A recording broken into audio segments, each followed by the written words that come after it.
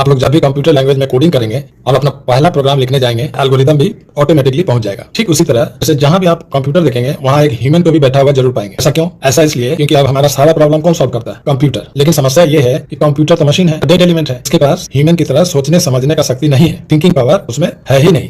कैसे सॉल्व करेगा problem? Human को कहा गया कि प्रॉब्लम का सोल्यूशन आप सोचिए, जो भी स्टेप वाइज सोल्यूशन है, प्लानिंग आप अपना माइंड में कर लीजिए और इसी को एल्गोरिदम कहते हैं। अब ह्यूमन को क्या करना है? उस एल्गोरिदम को कंप्यूटर में किसी की भाषा में यानी किसी भी कंप्यूटर लैंग्वेज में ट्रांसलेट करके फिट कर देना। इसको हम लोग प्रोग्राम कहते हैं। एल्गोरिदम का एग्जांपल देखते हैं। टीचर ने 2 नंबर का सम निकालने को कहा है, कहिए कि स्टेप वाइज सोल्यूशन तैयार करना है। पहले हमारे दिमाग में क्या आएगा? ये सबसे पहला नंबर मांगेंगे, दूसरा नंबर मांगेंगे, और जब वो दोनों नंबर हमको दे देंगे, हम दोनों को लेके प्लस वाला ऑपरेटर लगा के सम करेंगे। इससे जो रिजल्ट आएगा वो उनको बतला देंगे। यही हो गया एल्गोरिदम। जितना स्टेप हम सोच रहे हैं, हम अपना भाषा में सोच रहे हैं। देखिए हिंदी इंग्लिश दोनों लिखा हुआ है। ये सवाल एक बंगाली स्टूडेंट को देंगे तो अपने बंगाली में सोचेगा, गुजराती को देंगे तो गुजराती में सोचेगा। यानी एल्गोरिदम आप अपना भाषा में सोच सकते हैं और लिख भी सकते हैं। अब देखिए एल्गोरिदम को प्रोग्राम में चेंज कर रहे हैं, यानी पाइथन लैंग्वेज में चेंज कर रहे हैं। तो एल्गोरिदम में हमारा पहला स्टेप क्या था? मास्टर साहब से पहला नंबर मांग रहे थे। नंबर कीबोर्ड से लेने के लिए इनपुट लिखेंगे, अंदर में मैसेज लिखेंगे, इंटर द नंबर, पहला नंबर दीजिए। और देखिए यहाँ इंट भी लिखा हुआ है। इंट इसलिए लिखा है क्योंकि कुछ भी कीबोर्ड से दीजिएगा ना पाइथन में, उसको ये अल्फाबेटिकल मानता है, स्ट्रिंग कैरेक्टर मानता है। तो नंबर हमको ऐड करना है, इसीलिए इंट लिख दीजिए ताकि वो कीबोर्ड से कुछ भी दीजिएगा इंटीजर के रूप में ले। ठीक है, दोनों नंबर को सम करना है, सम बराबर ए प्लस बी, दोनों का सम स्क्रीन पे दिखलाना है, तो प्रिंट सम।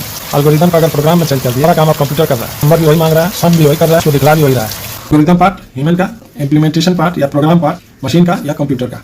चलिए रियल लाइफ से एक टास्क आपको देते हैं, आप इसका एल्गोरिदम तैयार कीजिए। आपको अपने गर्लफ्रेंड को या बॉयफ्रेंड को इंप्रेस करना। अब आप बनाइए प्लानिंग और सारा स्टेप्स अपना लैंग्वेज में लिखिए, यानी एल्गोरिदम तैयार कीजिए। आपका एल्गोरिदम क्या होगा? इस टाइप का होगा। उनको कॉल करेंगे या मैसेज करेंगे, उनको इंप्रेस करने के लिए जोक सुनाएंगे। अगर वो हंस दी या हंस दिया, समझेंगे कि हम सफल हो गए, और नहीं हंसी या नो कर दिया, फिर से ट्राई करेंगे। ये है आपके द्वारा तैयार किया गया प्लानिंग या एल्गोरिदम। अगर आप चाहते हैं कि ये सारा काम के बदले में कंप्यूटर कर दे, इस लॉजिक को या इस एल्गोरिदम को पाइथन लैंग्वेज में चेंज करके कंप्यूटर को दे दीजिए, आपके बदले वही रिझाएगा गर्लफ्रेंड को। एल्गोरिदम को पहले पाइथन में चेंज कर दे रहे हैं। आप उनको जोक सुनाने जा रहे थे, जोक नाम का वेरिएबल ले लेते हैं और उसमें आपका जोक लिख देते हैं। और आपका जोक है डू यू लव मी, क्या तुम मुझसे प्यार करती हो, हाँ कि ना। अब इनपुट लिखें, जवाब वहां से आ जाएगा हाँ या ना में। एल्गोरिदम में स्टेप क्या था? हंसी तो हम समझेंगे कि सफल हो गए, वही लिखें कि अगर जोक सुनते वो हाँ कर दी, जोक देख के अगर हाँ कर दी हम समझेंगे कि सक्सेस, ना कर दी तो ट्राई करेंगे और बढ़िया जोक सुनाएंगे। अब इसको कंप्यूटर के थ्रू क्रश को मैसेज कर दीजिए। गर्लफ्रेंड को ये मैसेज मिला है, उन्होंने इसको एक्सिक्यूट किया, आपका जोक उनको स्क्रीन पर दिख गया, रिस्पॉन्स ये आया यस, तो आपका जवाब मिल गया सक्सेस। और अगर आपके क्रश ने लिखा नो, तो आपको जवाब मिल गया try again with better joke. Message क्या रिप्लाई नहीं कर रहा है, कॉल क्या कॉल बैक नहीं कर रहा है।